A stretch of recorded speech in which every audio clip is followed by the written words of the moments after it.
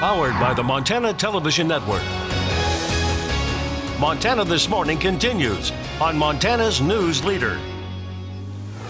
This morning, rescue crews are trying to figure out how to evacuate 12 boys and their soccer coach from a flooded cave in Thailand.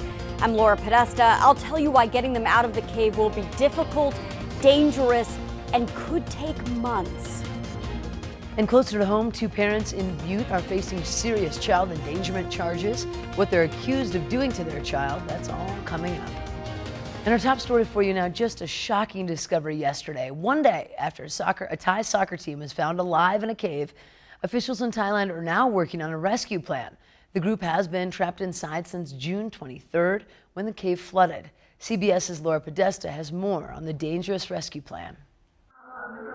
We are coming. It's okay. It's okay. Many people are coming. One day after rescuers found the missing soccer team, divers are now bringing food and medical supplies to the 12 boys and their 25-year-old coach. We'll come tomorrow with food and doctor. British divers found them just a few feet above the water that held them captive in a network of caves stretching 6 miles into a mountain. The governor said today he doesn't know how many more days the team will be trapped, but he said none of the boys are in critical condition. A Thai Navy SEAL team will make the final call on how to get them out. Experts say it could be safer to give them supplies where they are while they wait for water levels to drop. Water is currently being pumped out of the cave, and rescuers are exploring other ways to get to the team. As news of their survival spread, the families of the boys celebrated. The first thing I will do is hug him, this mother said. When I see all of Thailand here, putting everything that they have in order to rescue these kids, and look, a miracle. Around 35 U.S. military members have joined more than 1,000 rescuers from around the world for this operation. Laura Podesta, CBS News, New York.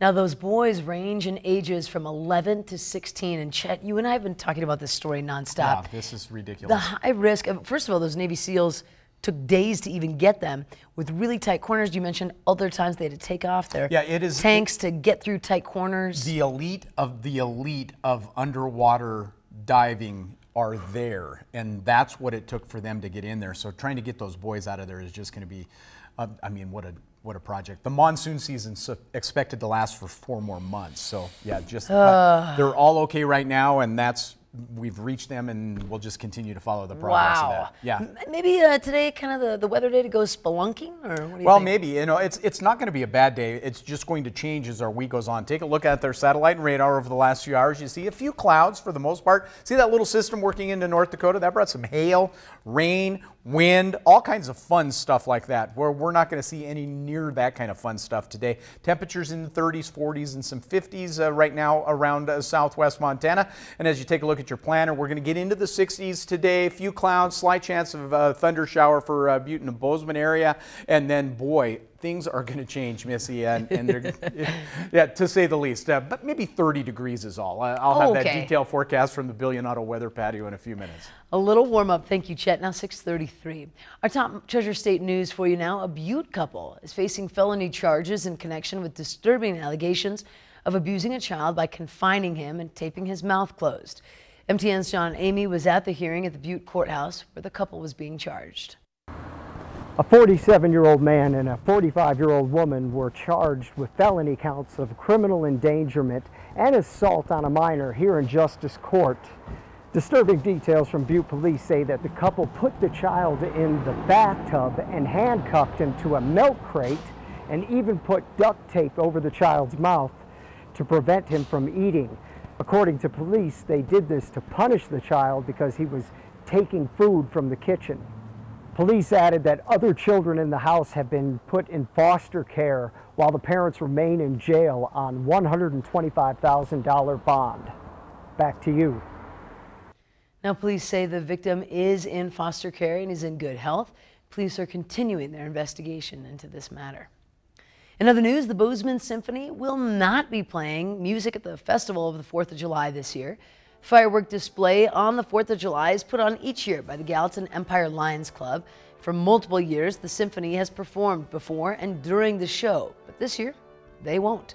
The Lions Club says one of the symphony's major sponsors fell through, leading the group to cancel, and the Lazy Owl String Band will perform instead. Oh, we're very excited. I think this is going to be a really fun time. I think we're going to get people dancing a little bit, maybe hopefully more than the symphony might, and yeah, it should be a pretty exciting time. Yeah. Now, the Lazy Owl String Band will start to play at 9 p.m., but will not be performing during the firework display. And President Trump comes to Montana this week to campaign against Montana's Democratic U.S. Senator Jon Tester and to promote Tester's Republican opponent, Matt Rosendale. But Tester hasn't wasted any time in going after Rosendale, with a pair of attack ads hitting the airwaves shortly after Rosendale won the June 5th primary. MTN's Mike Dennison did some fact-checking on these ads and files our report. Meet Maryland Matt Rosendale, a millionaire real estate developer from Maryland. Matt Rosendale is a developer from Maryland. You'll be hearing this a lot during the campaign. And yes, Rosendale is from Maryland, and he is a real estate developer, but he's also been a resident of Montana for some time. Rosendale bought a ranch near Glendive 16 years ago. He's been voting in Montana since then and served in the legislature for 6 years and won election as state insurance commissioner in 2016. He has turned former farmland into housing developments in Great Falls and Maryland, although shots in the one ad are not the actual land where it happened in Maryland.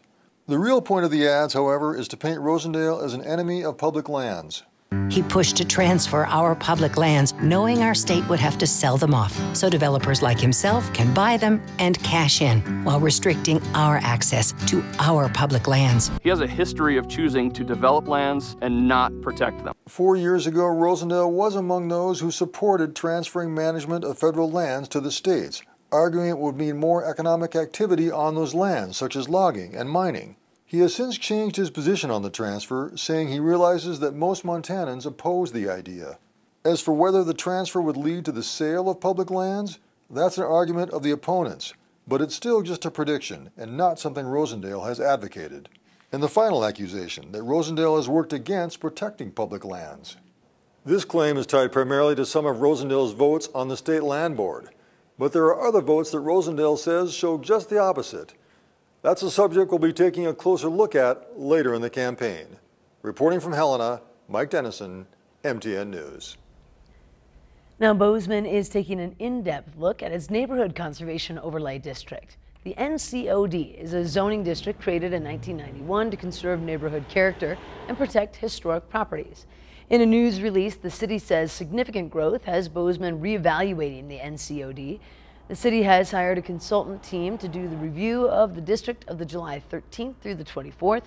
The team will look at the city boundaries, the city's historic preservation program, and the advisory board to make recommendations for development and conservation in the future. Now, switching gears, it is time for your Montana Made segment of the week. Stars and Stripes Woodworks was born after the owner, Chris Feringer, was medically separated from the military in May of 2017. The skills he learned while on active duty would go on to become a passion for honoring soldiers' service through handcrafted wood designs. MTN's Keely Van Middendorp has more on this week's Montana Made. Yeah, I gotta wipe this side off. For Chris Feringer, every day holds the meaning of Independence Day. His handmade products at Stars and Stripes Woodworks aim to honor service members from all branches and their sacrifices for our freedom. Each one has a unique story in their service, that whether it be 20, 30 years or more to this country, and that's pretty cool to think about every time I'm building one of these. Feringer creates handcrafted military memorabilia items, including flag boxes and retirement cases. Being a veteran himself, Feringer says his passion is to be able to help fellow service members and their families pass on their legacies for decades to come. They'll get handed down over the generations, like, oh, what's that? Oh, that's Grandpa's case when he retired from the Air Force, the Army, or whatever, because we do all the branches and stuff. So it's something to be proud of that I really have a lot of pride in. While some designs are internationally bound, all of his products, including the glass and wood, are bought right here in the Treasure State. Yeah, every piece that goes out there, almost like a little baby setting it off. It's like, man, I already make the trip and you'll be in a new home one day. And yeah, but yeah, I take a lot of pride in each piece that I build, so. Feringer says traits he learned in the military are now ingrained into his woodwork. Attention to detail, really taking pride in your work and doing it right the first time and everything. Like I put that in every single one of my cases that I build. And he says his customers are not just orders. They're fellow comrades who have served our country that deserve to be recognized. It's really cool to hear all the backgrounds and where people are from and whatnot, and like what they did and what branch of service. So. Farringer's products are also ordered by family members in remembrance of a soldier's service and by those whose loved ones didn't make it home. He says his burial cases serve to honor each fallen soldier's sacrifice. This country and what it stands for and our freedoms and our rights and everything, it didn't come cheaply. So it's something I greatly respect and have pride in. Reporting in Great Falls, Keely Middendorf, MTN News. What an incredible story, an incredible passion he shares. Now, Farringer says the business that he has is currently outgrowing his workspace, which is housed in his family's garage. He aims to open a shop in the future and hopes to employ fellow veterans in the community. Now, to learn how to order from Stars and Stripes Woodwork, visit our websites. It is time for a quick break, but here's a quick little sneak peek of what's coming up on Montana This Morning. A quick 20-minute nap can recharge your body and mind. I'm Laura Podesta in New York City, where nap pods are growing in popularity. I'll tell you how much people are paying to get some much-needed rest. Good morning to you. Ahead on CBS This Morning, we're in Thailand as divers work to rescue a youth soccer team found alive in a cave. The challenges they face to get the team out safely. And if app developers access your Gmail and read your emails and you don't know it, Wired's Nick Thompson is here with the new allegations on how to protect yourself from that. We'll see you 7 o'clock straight out.